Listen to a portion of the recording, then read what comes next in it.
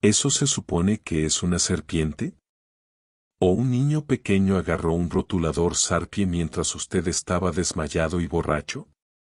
La voz cortó el bajo zumbido de los bancos de servidores dentro del centro de comando y control naval.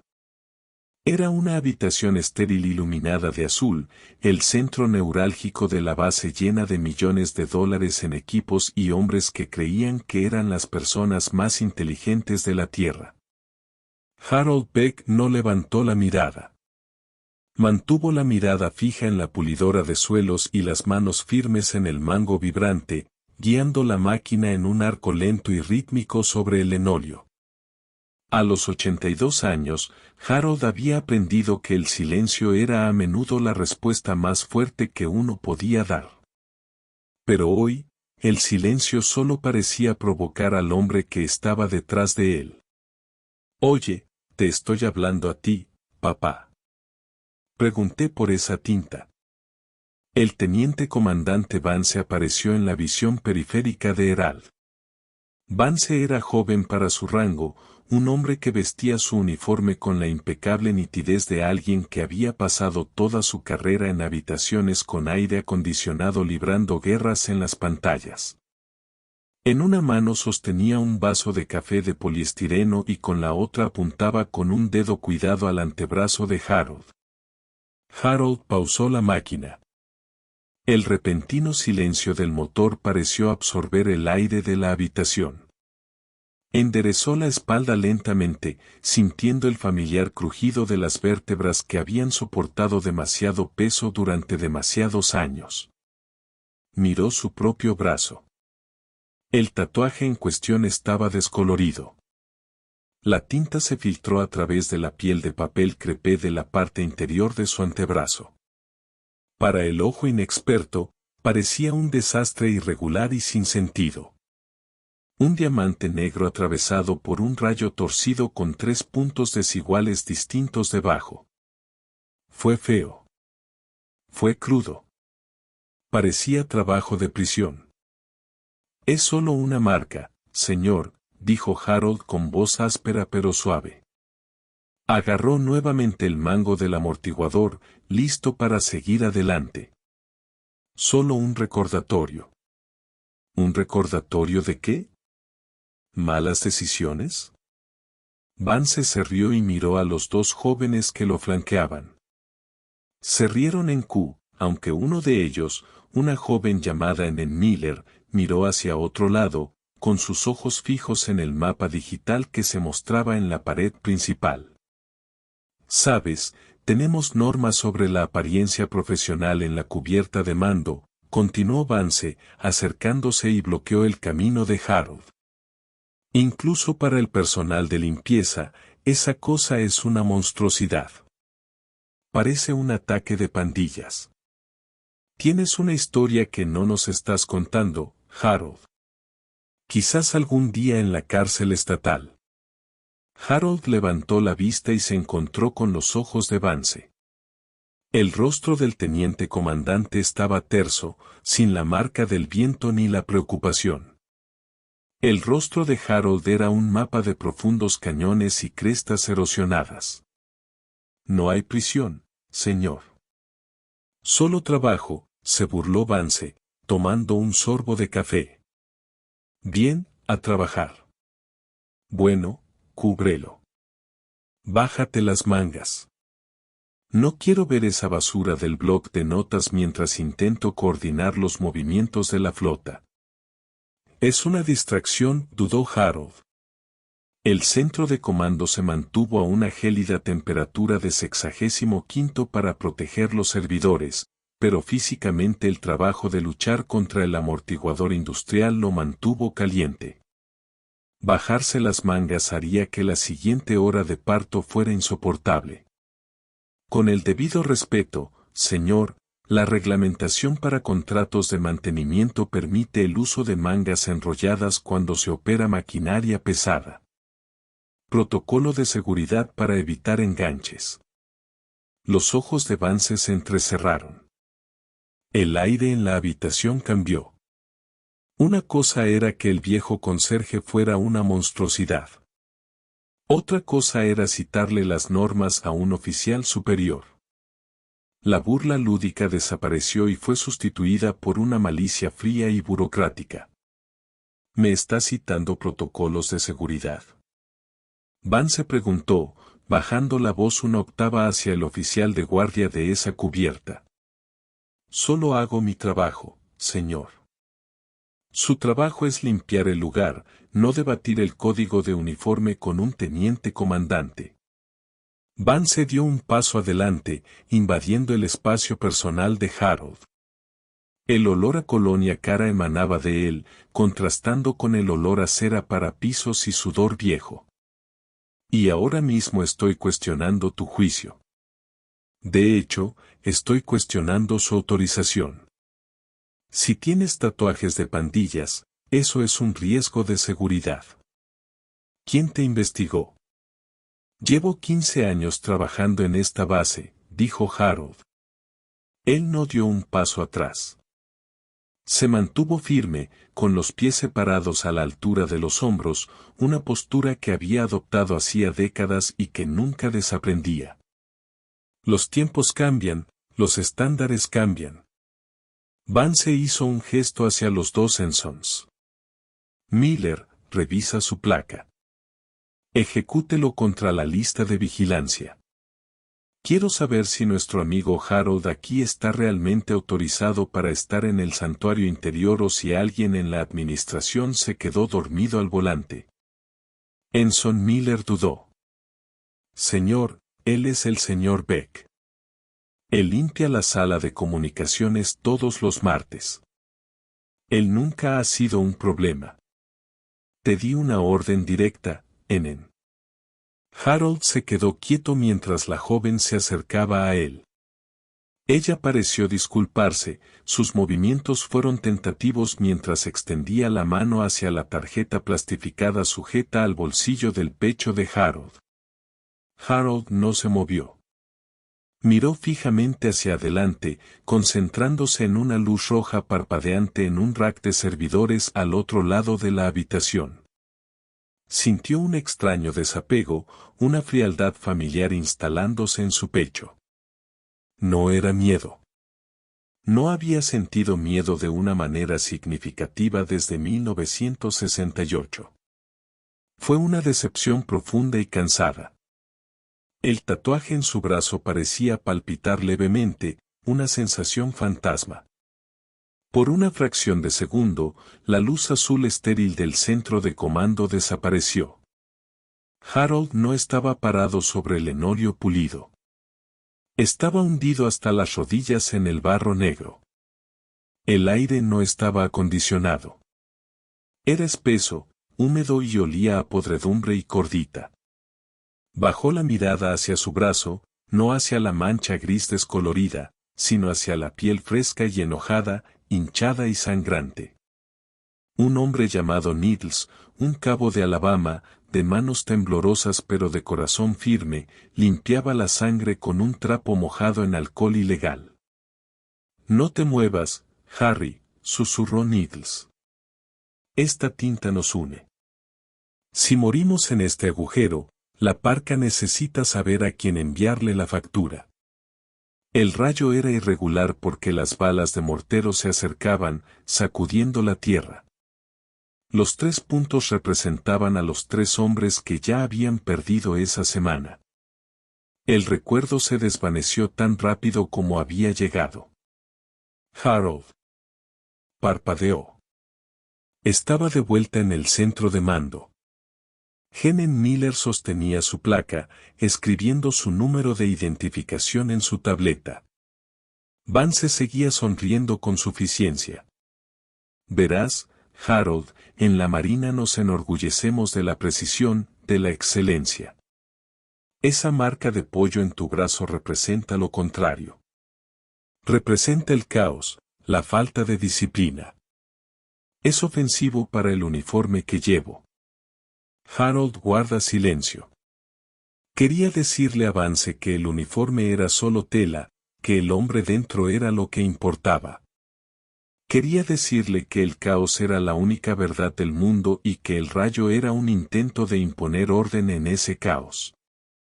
Pero sabía que Vance no lo entendería. Hombres como Vance pensaban que la guerra era una partida de ajedrez jugada en monitores de alta resolución. No sabía que en realidad era una pelea a cuchillo en un armario con las luces apagadas. Señor, dijo Miller, levantando la vista de su tableta. Su autorización es válida. Verde en toda la pantalla.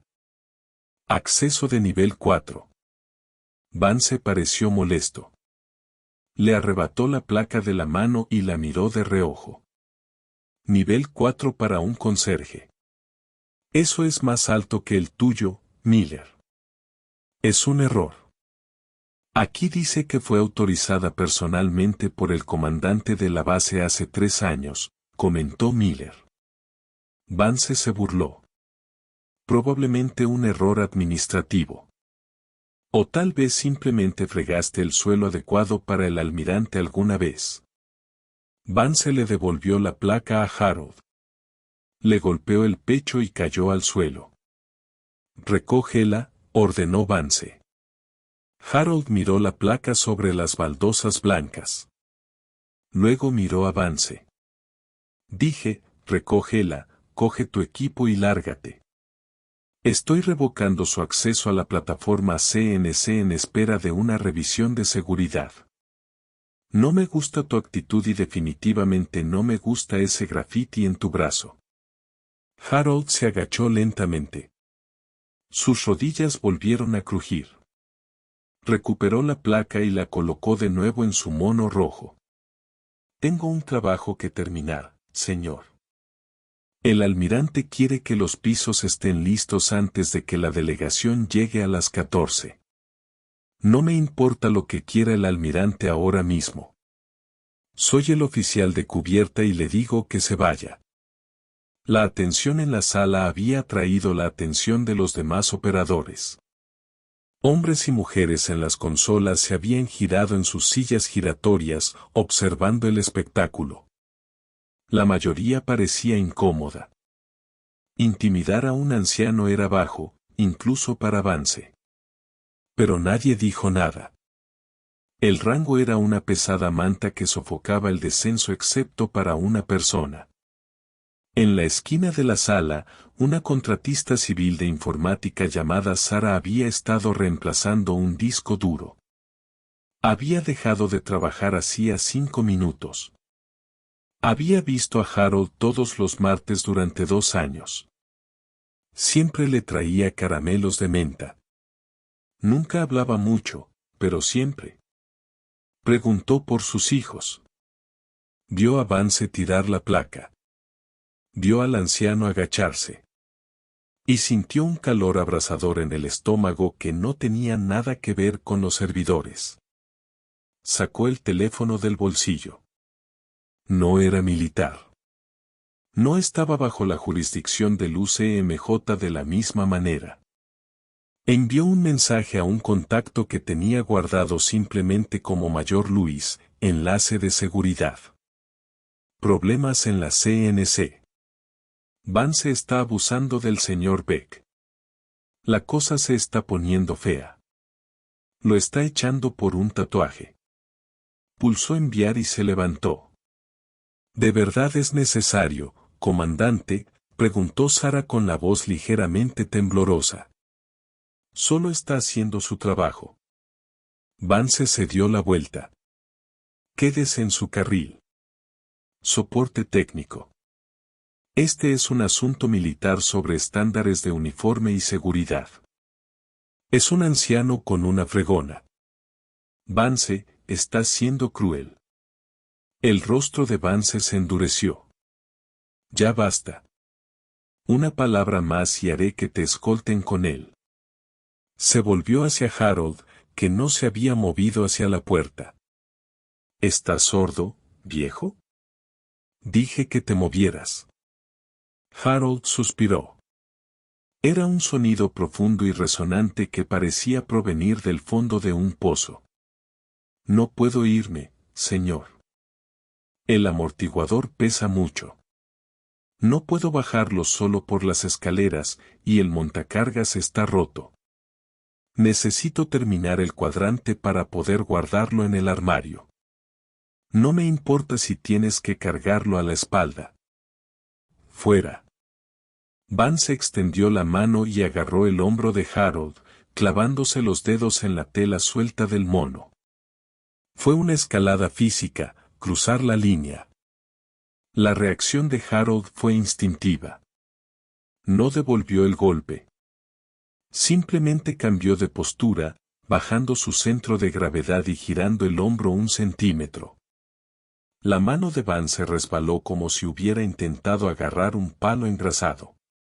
Harold permaneció completamente quieto, con las manos apoyadas en el mango del amortiguador. No me toques, hijo, dijo Harold. El señor se había ido. La voz ya no era áspera. Era de granito. Vance se tambaleó hacia atrás, su ego herido más que su mano. Miró su mano y luego a Harold, con los ojos abiertos por la sorpresa y la rabia. Acabas de agredir a un oficial superior. Vance farfulló, su voz se elevó hasta convertirse en un grito. Me quedé quieto, dijo Harold con calma. Perdiste el equilibrio. Eso es todo. Vance se quitó la radio del cinturón. Maestro de armas a la cubierta de mando. Tengo un no combatiente hostil. Posible intoxicación. Necesito que me retiren y me detengan de inmediato. La sala quedó en silencio sepulcral. Llamar al maestro de armas para denunciar a un conserje de 80 años era una locura. Era un suicidio profesional. O debería haberlo sido. Pero Vance estaba demasiado ido, montado en la adrenalina de su propia vergüenza. Harold no se inmutó. Simplemente volvió a mirar el tatuaje en su brazo. El rayo, el diamante, los puntos. Mereció la pena, pensó. Si así es como termina, siendo arrastrado por la policía militar. Que así sea. He pasado por cosas peores. A kilómetros de distancia, en el lujoso pasillo alfombrado del edificio del cuartel general, las puertas del ascensor se abrieron y el capitán Julian Iron Sterling, del Cuerpo de Marines de los Estados Unidos, salió. Era un hombre imponente. Su pecho estaba cubierto de cintas que contaban la historia de Fallujah, Margher y lugares desconocidos para el público. Estaba flanqueado por 2 sargentos de artillería y un capitán de la marina. Se dirigían al centro de mando y control para la sesión informativa programada. El teléfono de Sterling vibró en su bolsillo. Era un mensaje reenviado del mayor Lewis, quien sabía que Sterling se dirigía a ese lugar exacto. Atención, situación en el CNC. Un oficial que acosaba a un miembro del personal de edad avanzada dice que el tipo tiene un extraño tatuaje de un diamante y un rayo. Sterling se detuvo.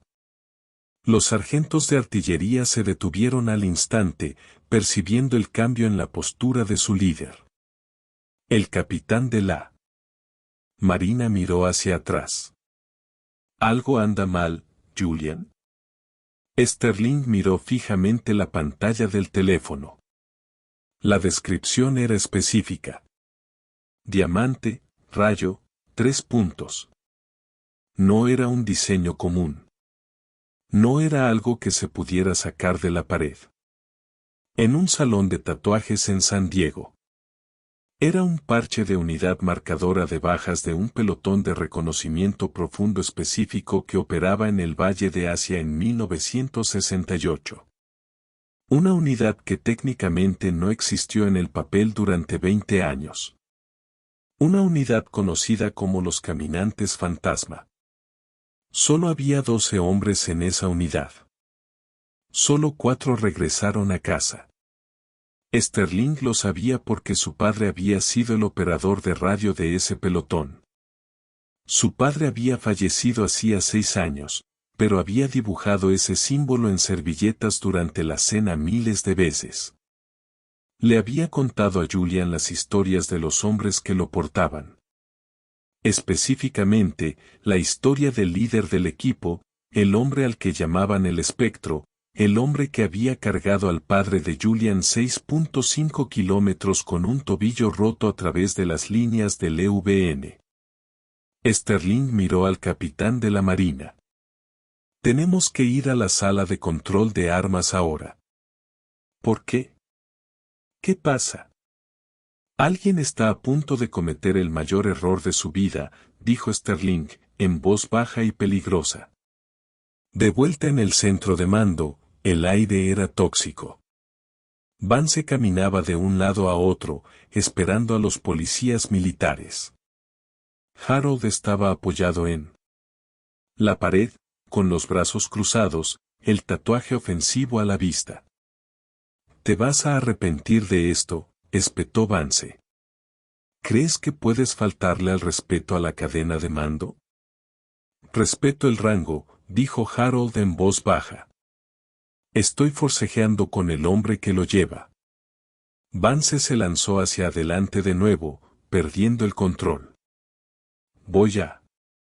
Las puertas dobles del fondo de la sala se abrieron de golpe con una fuerza que hizo vibrar las mamparas de cristal. «Atención a cubierta», rugió uno de los sargentos de artillería. El volumen era absoluto. No era una petición. Era una detonación. Todos en la sala se pusieron firmes. Las sillas giraron. Las columnas se enderezaron. Incluso Vance se quedó paralizado, con la mano a medio camino del pecho de Harold. El capitán Sterling entró en la sala, sus botas martillando un ritmo en el suelo que Harold conocía bien.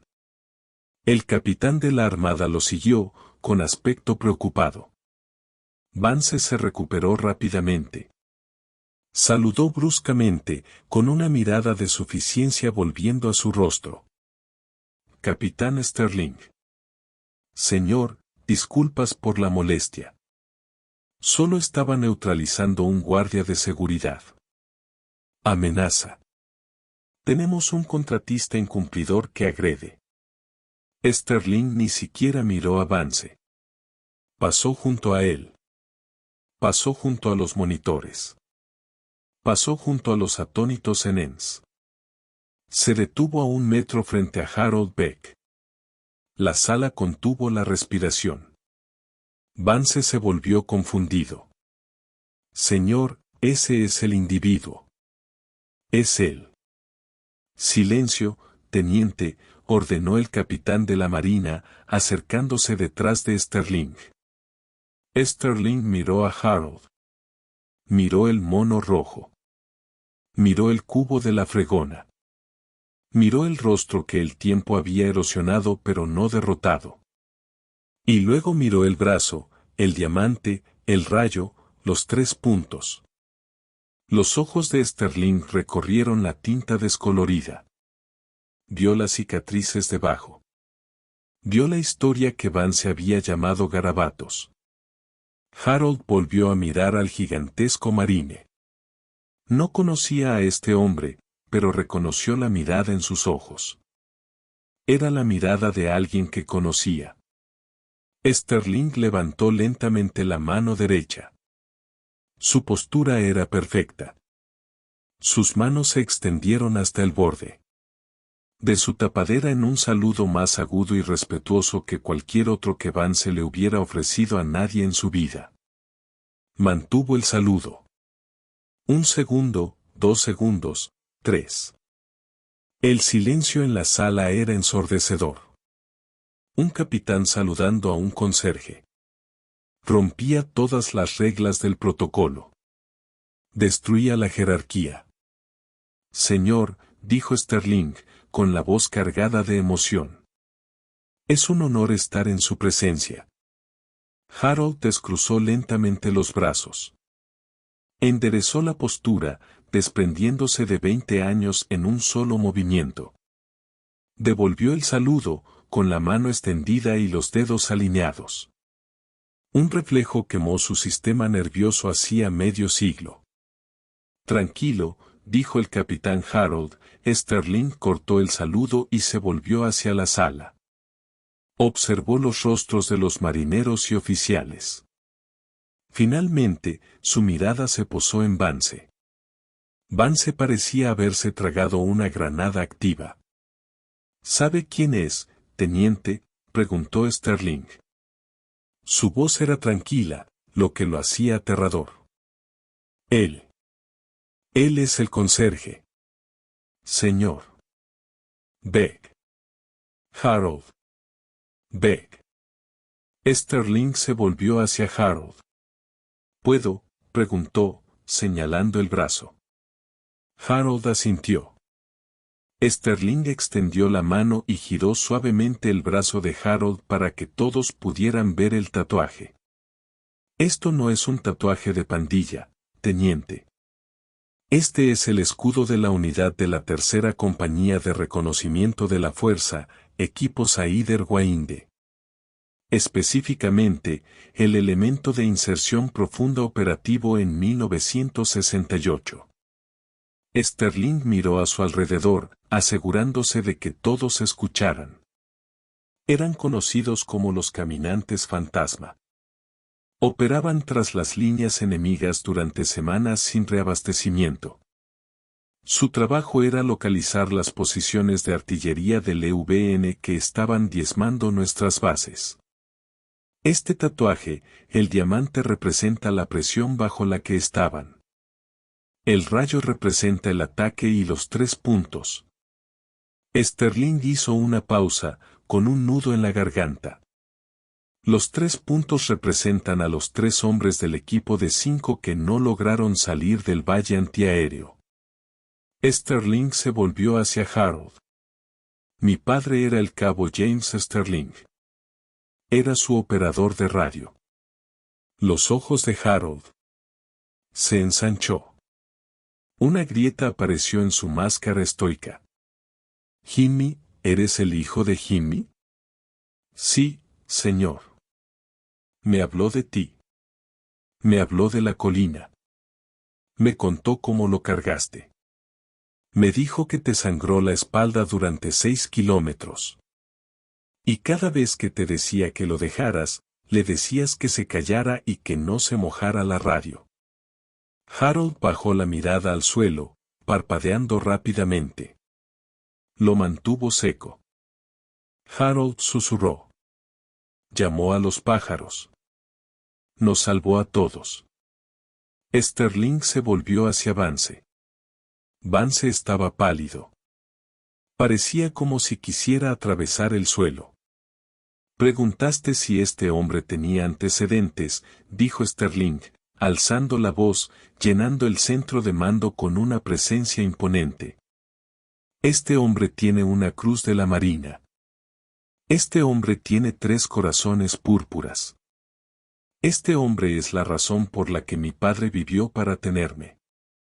Es la razón por la que estoy aquí hoy. Sterling dio un paso hacia Vance. Y tú, te burlaste de él. Lo amenazaste. Intentaste echarlo porque no te gustaba la tinta en su piel. Señor, yo no lo sabía. Vance tartamudeó. Miró al capitán de la Marina en busca de ayuda, pero éste lo fulminaba con la misma repugnancia. La ignorancia no justifica la crueldad, teniente. El capitán de la Marina dijo, juzgaste un libro por una portada que ni siquiera sabías leer. Sterling miró el buffer que Harold había estado usando. Le pediste que se fuera. Yo. Sí, señor. Sterling se volvió hacia Harold.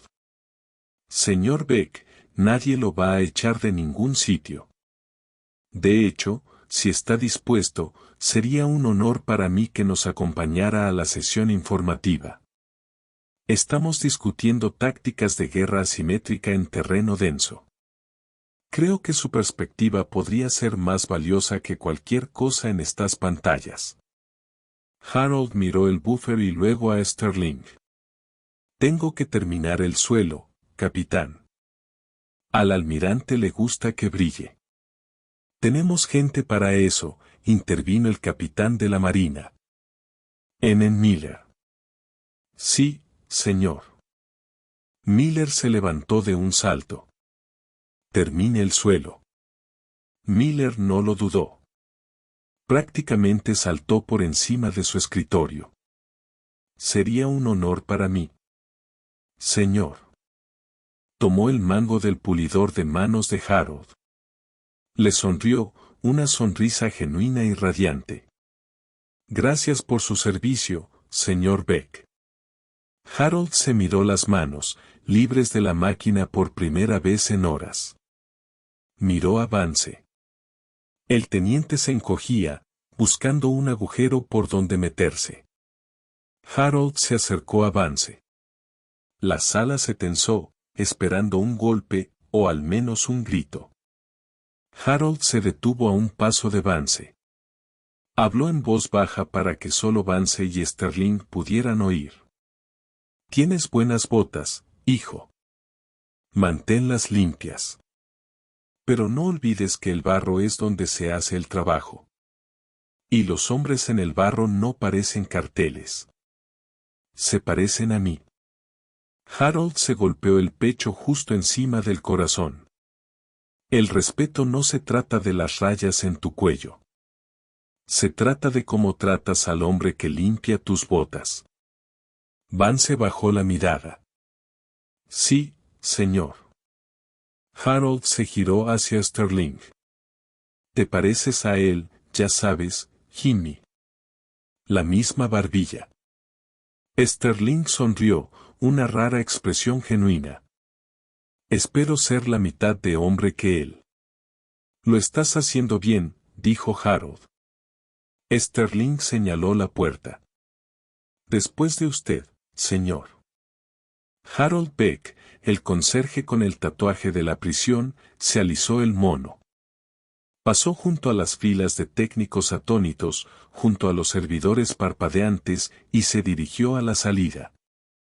El capitán de los marines caminaba un paso detrás de él, a su derecha, en actitud de deferencia. Al cruzar el umbral, la imagen del tatuaje pareció destellar en la mente de Harold una última vez. El calor de la selva, el olor a lluvia, la aguja hundiéndose en la mezcla de ceniza y pólvora. Jimmy sujetando el brazo con firmeza. Quieto, Harry. Esto va a doler. Harold apretando los dientes. El dolor es solo información. Jimmy, termínalo. El diseño tomando forma en su piel. Una promesa, un vínculo, un mapa de donde habían estado y a quien habían dejado atrás.